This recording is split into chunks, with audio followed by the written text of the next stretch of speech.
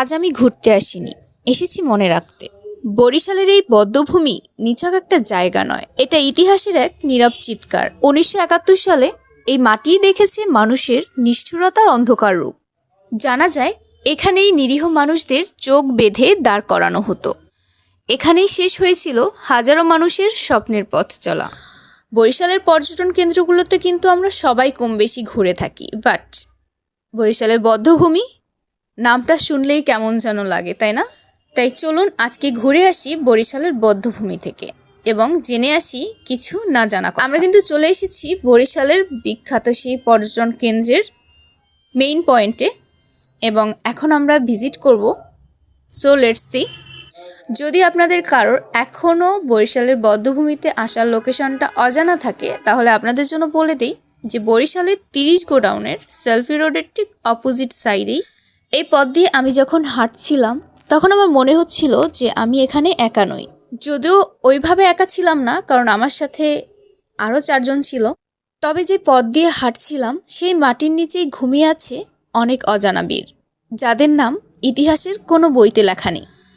এখানকার পরিবেশ ভীষণ নীরব, আর এই নীরবতার মাঝেই লুকিয়ে আছে হাজারো না বলা গল্প, কারো শেষ নিঃশ্বাস, কারো শেষ ডাক।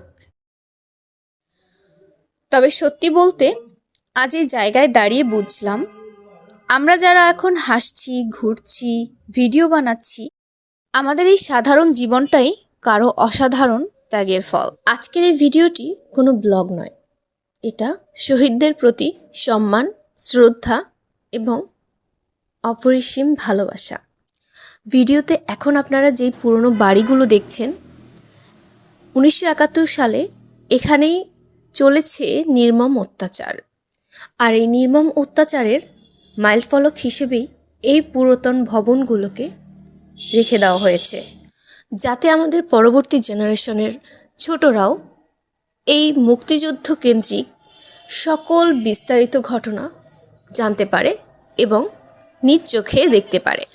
আপনারা যেমন পর্যটক হিসেবে এখানে আসবেন, ঠিক তেমনি বাচ্চাদেরকেও সাথে করে নিয়ে আসবেন এবং মুক্তিযুদ্ধের চেতনায় ছোটদেরকেও সজাগ করে তুলবেন।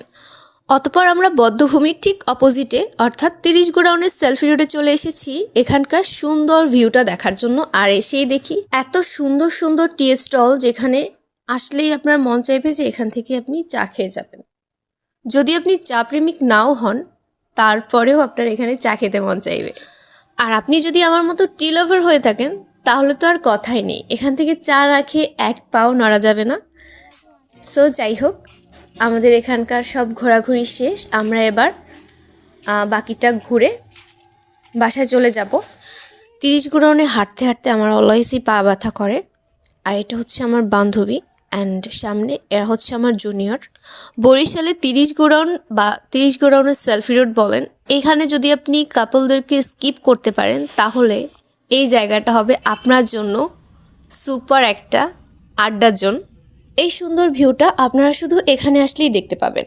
সো আজকে ভিডিওটা এ পর্যন্তই। সবাই ভালো থাকবেন, সুস্থ থাকবেন এবং ভিডিওটা কেমন লাগছে অবশ্যই কমেন্টে জানাবেন।